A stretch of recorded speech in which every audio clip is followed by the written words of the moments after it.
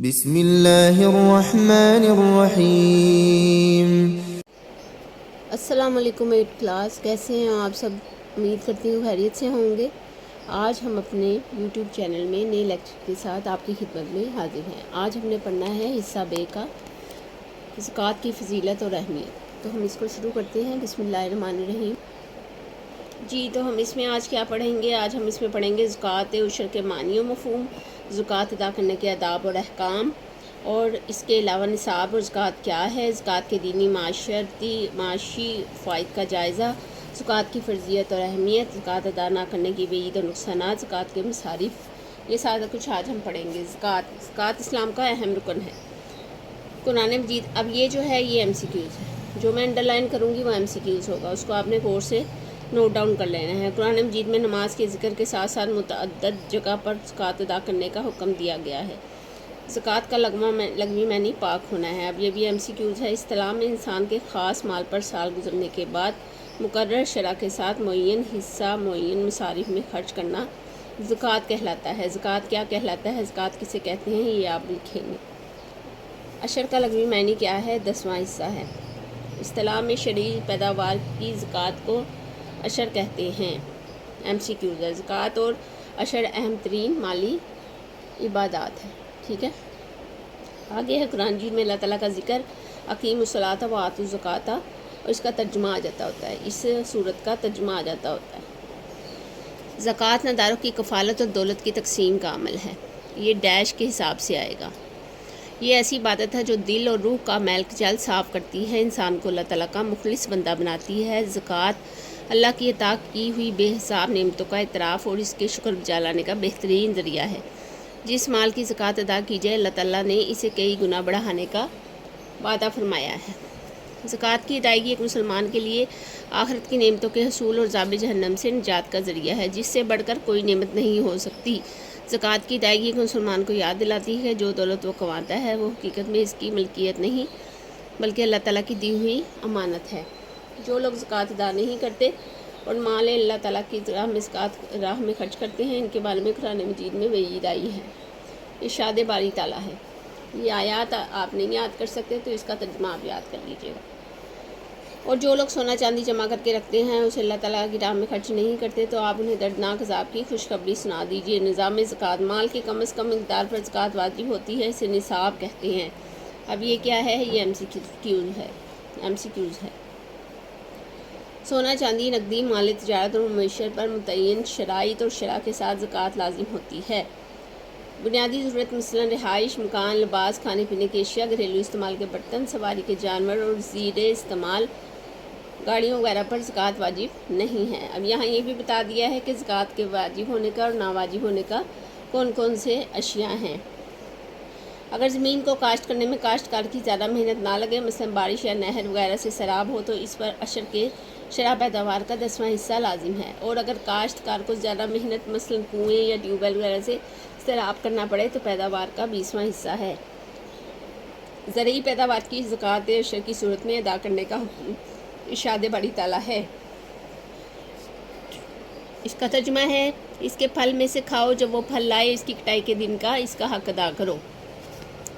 مصارف زکوٰۃ کیا ہے؟ یہاں مصارف زکوٰۃ سے مراد وہ مدعات اور لوگ ہیں جن کو زکوٰۃ دی جا سکتی ہے۔ قرآن مجید میں زکوٰۃ کے 8 مصارف بیان کیے گئے۔ ارشاد باری تعالیٰ ہے، بے شک زکوٰۃ تو صرف فقراء اور مسکینوں اور اس کے تحصیل و تقسیم پر مامور کارکنان اور ان کے لیے جن کی تالیف قلب مطلوب ہو، اور غلاموں کی آزادی میں اور قرض داروں میں اللہ تعالیٰ کی راہ میں مسافروں کے لیے ہے۔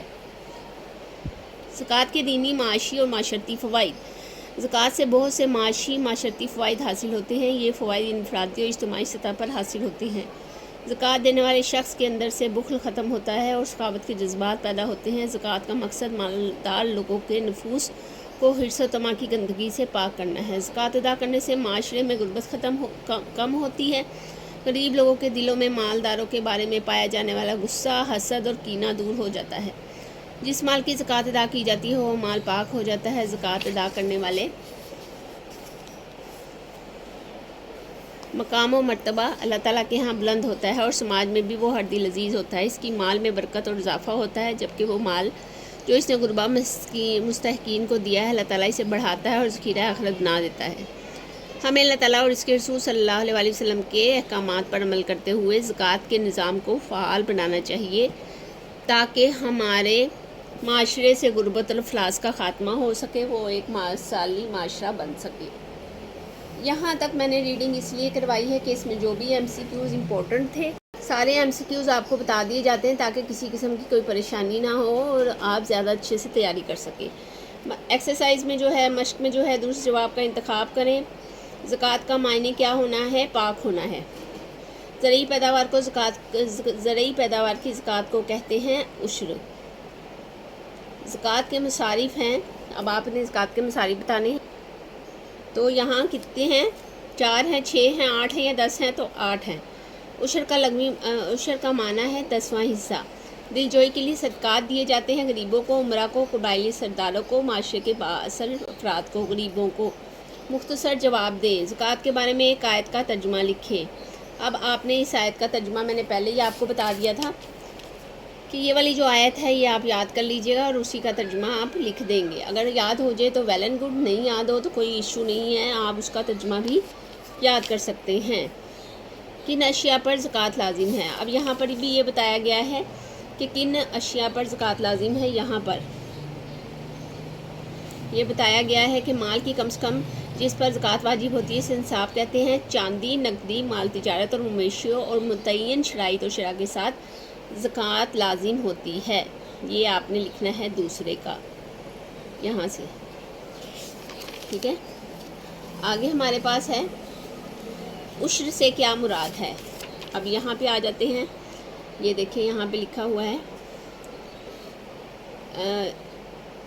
اگر زمین کو کاشت کرنے، یہاں سے یہاں تک،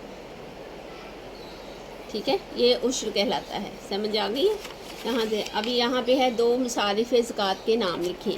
اب 2 مصارف زکوٰۃ جو ہیں اس میں ہے فقراء اور مسکین، یہ آپ لکھ دیجئے گا، ٹھیک ہے۔ جس پر زکوٰۃ خرچ کی جاتی ہے اسے مصارف زکوٰۃ کہتے ہیں۔ زکوٰۃ ادا نہ کرنے والوں کے بارے میں کیا وعید آئی ہے؟ زکوٰۃ ادا کرنے والوں کے بارے میں وعید کا یہاں لکھا ہے۔ سب سے اوپر جو آیت ہے اس کا ہم ترجمہ لکھیں گے۔ سورہ توبہ کی جو آیت ہے وہ اس کا ترجمہ ہم 5ویں کا لکھیں گے، یہاں سے یہاں تک یہ وعید آئی ہے، یہی آپ اس کا ترجمہ لکھیں گے۔ آگے ہے تفصیلی جواب دیں۔ قرآن اور سنت کی روشنی میں زکوٰۃ اور عشر پر ایک تفصیلی مضمون لکھیں۔ آپ اس کو یہاں سے ہی اٹیمپٹ کریں گے، اس کے علاوہ میں ڈسکرپشن میں بھی ڈال دوں گی، اگر وہ آپ کو ایزی لگے تو وہ آپ کر لیں گے۔ یہاں سے یہاں تک یعنی یہ پورا آپ لکھیں گے۔ جب آپ پورا یاد کریں گے تو اس میں سے تھوڑا سا ہی آپ کو یاد رہ جائے گا، باقی آپ کو یاد نہیں رہے گا، تو یہ آپ نے سارا اٹیمپٹ کرنا ہے، یہاں سے لے کر یہ سارا حصہ، یہ والا بھی سارا، اور یہاں تک، ٹھیک ہے۔ یہاں تک ہوا ہمارا کمپلیٹ۔ ایکسرسائز بھی ہم نے کر لی اور اس کے درمیان جو امپورٹنٹ MCQs تھے وہ بھی میں نے آپ کو نشان لگوا دیے ہیں۔ آگے ہم کریں گے نیکسٹ چیپٹر، لیکن فی الحال اگر آپ کو کچھ سمجھ میں نہیں آئی تو آپ مجھے بتا سکتے ہیں تاکہ میں ڈسکرپشن میں اس کو ایڈ کر دوں نیکسٹ ٹائم۔ اپنا بہت سارا خیال رکھیے گا، اگر کہیں سے سمجھ نہ آئی تو ضرور بتائیے گا۔ اپنے ان دوستوں کے ساتھ اسے شیئر کیجیے گا جن کو اس میں کوئی کچھ پرابلم ہے یا ان کے آنسر نہیں مل رہے۔ نیکسٹ ویڈیو میں نیکسٹ لیکچر کے ساتھ آپ کی خدمت میں ایک بار پھر سے حاضر ہوں گے۔ تب تک کے لیے اللہ حافظ۔